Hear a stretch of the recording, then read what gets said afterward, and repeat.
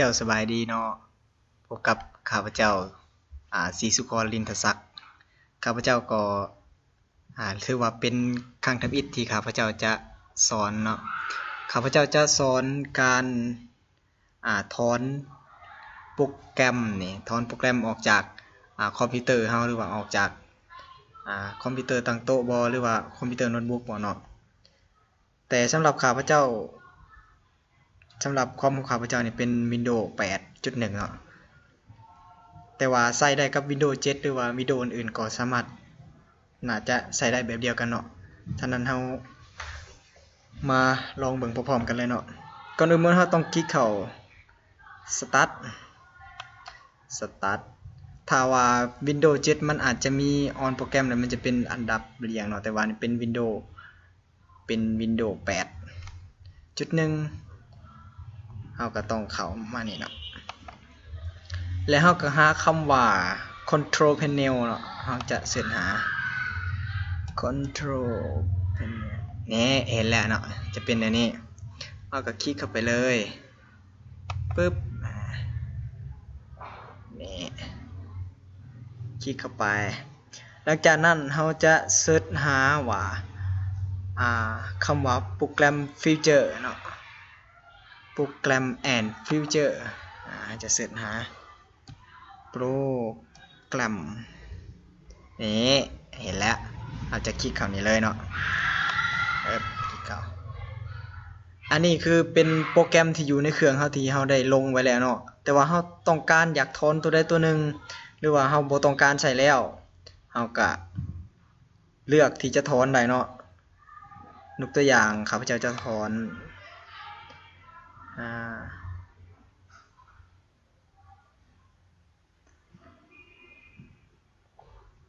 ตัวใดดีเนาะบัดนี้ข้าพเจ้าจะถอนตัวนี้มันเป็นโปรแกรมของ 3G อินเทอร์เน็ตของ Unitel เนาะข้าพเจ้าจะถอนเราจะคลิกเมาส์เบื้องขวามือเนาะคลิกปึ๊บนี่หรือว่าบ่แม่นขอโทษเราจะคลิกนี้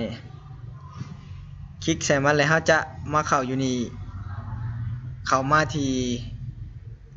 uninstall แปลว่าถอนการติดตั้งเนาะน่าจะประมาณนี้ คลิกเข้าปึ๊บมันจะบอกว่าให้เราถอนเนาะเราก็กด next ไปกด next เราก็กดเข้าว่า uninstall เนาะ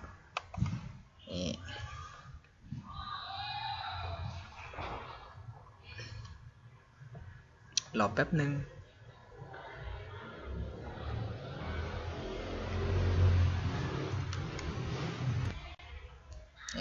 สำเร็จแล้วหลังจากนั้นก็คลิกไปที่ finish เลย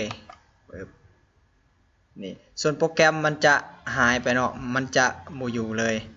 มันจะถอนเครื่องมันจะถอนไปเรียบร้อยแล้วแต่ว่า Windows 8 สามารถเฮ็ดง่ายกว่านั้นอีกเนาะก็คือกดออกเลยอันนี้เฉพาะ Windows ทั่วไปหรือว่า Windows 7 Windows 7 เนาะก็สามารถเฮ็ดแบบนี้ได้คือกันมีอีกวิธีหนึ่งสำหรับ Windows 8เฮาเนาะ Windows 8.1 มันจะง่ายอยู่ที่บนว่าอันนี้เฮามาหาเลือกอยู่นี่เนาะก่อนอื่นหมดเราก็ต้องเข้าไปนี่หลังจากเรากด Start เข้าแล้วมันจะมีลูกศรอยู่นี่เราจะกดเข้านี่เลยหลังจากนั้นเราจะเลื่อนหาว่าโปรแกรมใดที่เราต้องการถอนออกจากเครื่องเราโดยที่เราบ่ต้องการแล้วข้าพเจ้าจะลองตัวนี้เบิ่งเนาะเราจะคลิกเมาส์เบื้องขวามือเนาะหลังจากนั้นเราจะเห็นนี่ uninstall นี่เรากดคลิกเข้าไปแล้วเราก็กดปึ๊บแบบนี้เราก็มากดตัวนี้เนาะนี่กด uninstall มันก็จะถอนออกจากเครื่องไปเลย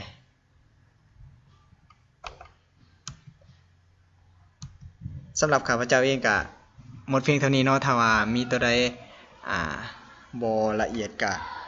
ขอโทษขออภัยเด้อบ๊ายบาย